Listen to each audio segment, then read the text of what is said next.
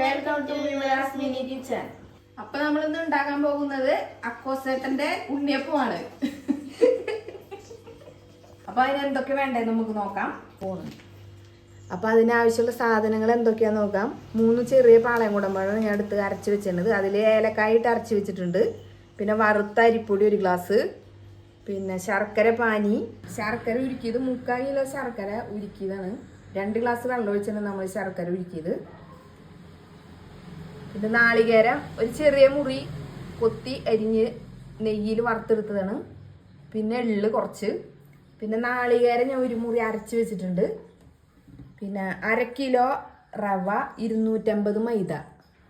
അപ്പോൾ ഇനി ഉണ്ണിയപ്പത്തിനുള്ള ചേരുവകളൊക്കെ നമുക്ക് ചേർത്ത് വയ്ക്കാം. ആദ്യം റവ ഇടാം, അരിപ്പൊടി 1/4 സ്പൂണ് ഉപ്പിടാം. ഇനി ഇതൊന്ന് മിക്സ് ചെയ്തെടുക്കാം.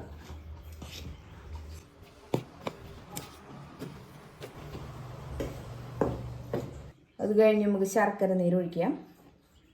ഇളക്കിക്കൊന്നു.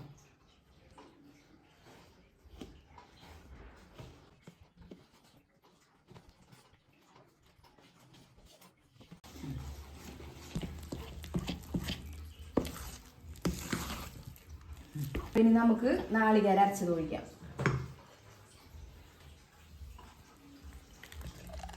ഓക്കെ, ഇതൊന്ന് ഒടിച്ചിട്ടടി കാര്യമാണ്. പഴം ഇട്ടിട്ടില്ല, നമ്മൾ പഴം ഇടട്ടെ, എന്നിട്ട് ഇളക്കാം.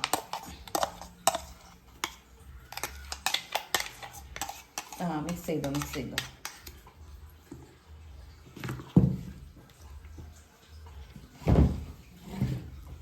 അപ്പോൾ നമുക്കിത് മിക്സിയിലൊന്ന് അരച്ച് വെക്കാം. അപ്പോൾ എല്ലാതും നല്ല ഇതിലോട്ട് മിക്സായി കിട്ടും. അതിന് വേണ്ടിയിട്ട് മിക്സിയിലിട്ട് അരച്ച് വെക്കാം.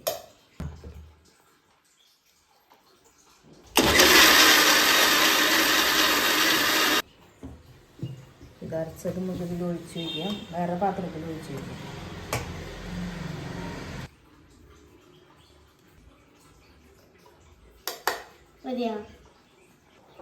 ഇത് ഇത്തിരി കട്ടി കൂടുതലാണ്. അപ്പോൾ നമുക്ക് കുറച്ച് അരയ്ക്കുമ്പോൾ കുറച്ച് വെള്ളം ഒഴിച്ച് കഴിഞ്ഞാൽ നമുക്ക് ഒന്ന് അരയ്ക്കാം. കുറച്ച് വെള്ളം ഒഴിക്കുന്നുണ്ട്. നല്ല പാകത്തിൽ ഇടേണ്ടി.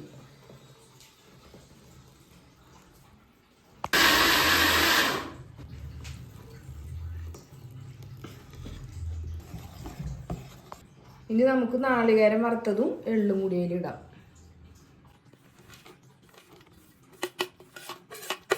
മിക്സ് ചെയ്ത്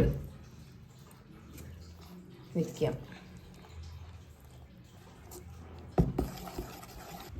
അപ്പോൾ ഇപ്പോൾ 12 മണി, നമുക്കിനി 7 മണിക്ക് ഉണ്ടാക്കാം.